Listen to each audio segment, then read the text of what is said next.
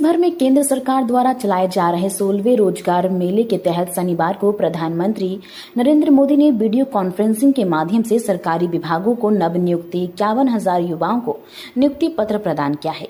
इसी क्रम में धनबाद स्थित रेलवे ऑडिटोरियम में भी एक भव्य कार्यक्रम का आयोजन किया गया, जहां 143 अभ्यर्थियों को नियुक्ति पत्र सौंपे गए। यह मेगा कार्यक्रम रोजगार सृजन को बढ़ावा देने और युवाओं को सरकारी सेवाओं में जोड़ने की दिशा में एक अहम पहल है। धनबाद के कार्यक्रम में केंद्रीय जल शक्ति राज्य मंत्री डॉक्टर राज्यभूषण चौधरी बतौर मुख्य अतिथि शामिल हुए। उनके साथ धनबाद सांसद डुल्लू महतो, विधायक राज सिन्हा, विधायक मथुरा प्रसाद महतो, डीआरएम और कई अन्य वरिष्ठ रेलवे अधिकारी भी उपस्थित थे। नवनियुक्त कर्मियों को नियुक्ति केंद्र सरकार के विभिन्न मंत्रालयों एवं विभागों में की गई है, जिनमें प्रमुख रूप से रेलवे, डाक विभाग, राजस्व, सुरक्षा और अन्य तकनीकी विभाग शामिल हैं। प्रधानमंत्री अपने संबोधन में रोजगार मेला युवाओं के सपनों को साकार करने का एक माध्यम है।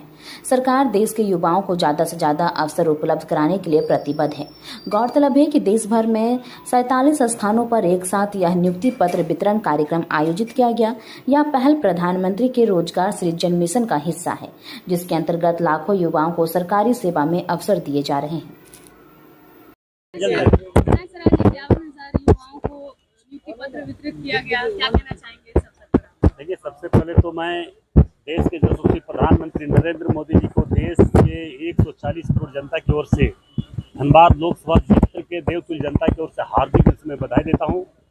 बधाई के साथ साथ ये मैं विश्वास दिलाता हूं कि धनबाद लोकसभा क्षेत्र की जनता, झारखंड प्रदेश के 3.5 करोड़ जनता, देश के 140 करोड़ जनता उनके साथ तत्परता के साथ, ईमानदारी पूर्वक उनके साथ खड़ा है, क्योंकि आज तक आज़ादी के बाद कभी भी इस तरह का मौका युवाओं को नहीं मिला था। जिस प्रकार से आज हम सबों को देखने को मिल रहा है, करने का सौभाग्य प्राप्त हो रहा है, और मोदी जी के नेतृत्व में आज हम कह सकते हैं कि देश के युवाओं के रोजगार के प्रति विशेष रूप से देश के यशस्वी प्रधानमंत्री नरेंद्र मोदी जी और उनके जितने भी विभाग हैं, जितने भी मंत्रिमंडल में विभाग है, जितने मंत्रिमंडल है, उनके हर विभाग के द्वारा रोजगार का कैसे सृजन हो, कैसे रोजगार मिले, कैसे युवा आगे बढ़े, कैसे युवा मजबूत हो, इस पर विशेष रूप से उनका विशेष रूप से ध्यान है। और आपने देखे कि 25 करोड़ इनके प्रधानमंत्री बनने के बाद 25 करोड़ परिवार ऐसे हैं जो गरीबी से ऊपर उठे।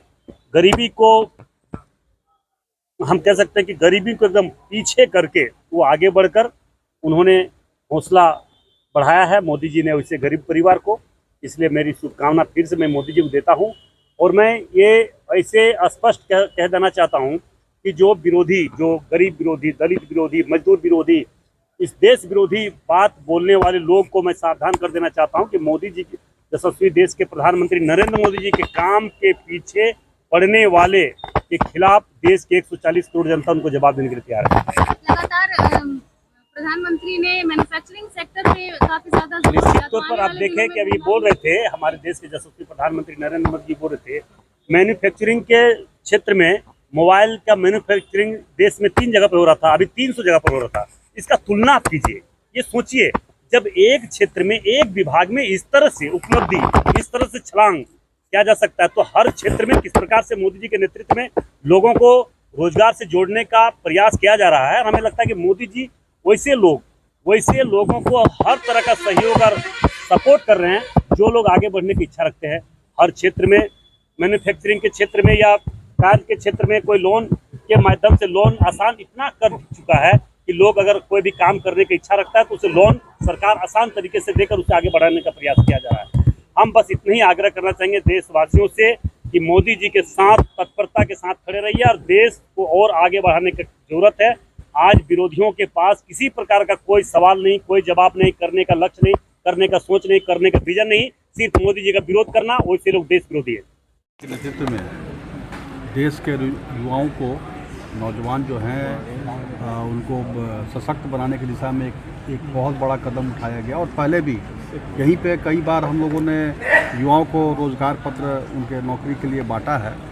आज भी पूरे देश भर में 51,000 नौजवानों को रोज़गार की दिशा में हम लोगों ने पहल किया और उनको नौकरी दी गई, सीधे कहूँ तो, खास करके 4 विभागों में।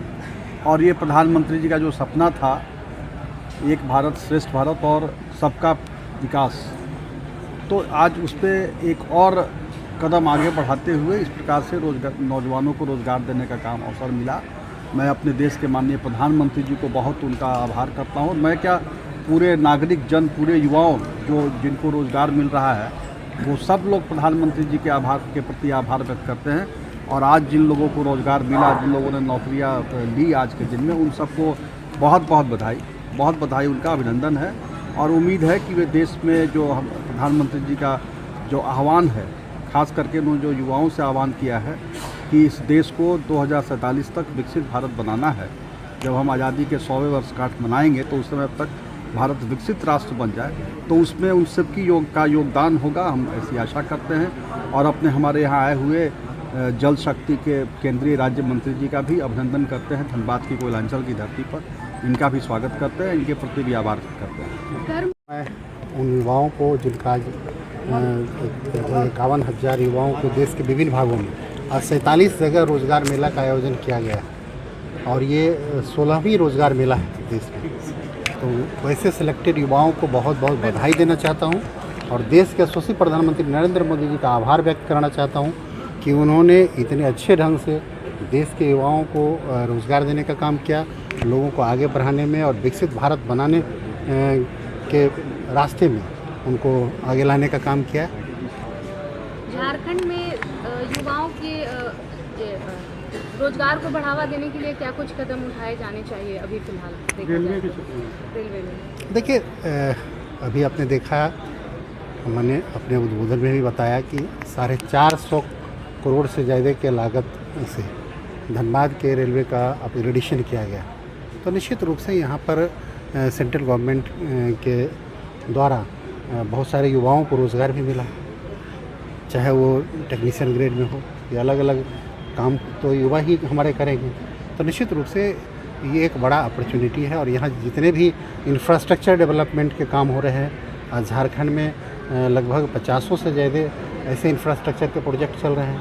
तो निश्चित रूप से युवाओं को रोज़गार भी मिल रहा है, चाहे सरकारी क्षेत्र हो या गैर सरकारी क्षेत्र हो, लेकिन हमारे युवाओं को रोज़गार मिल रहा है।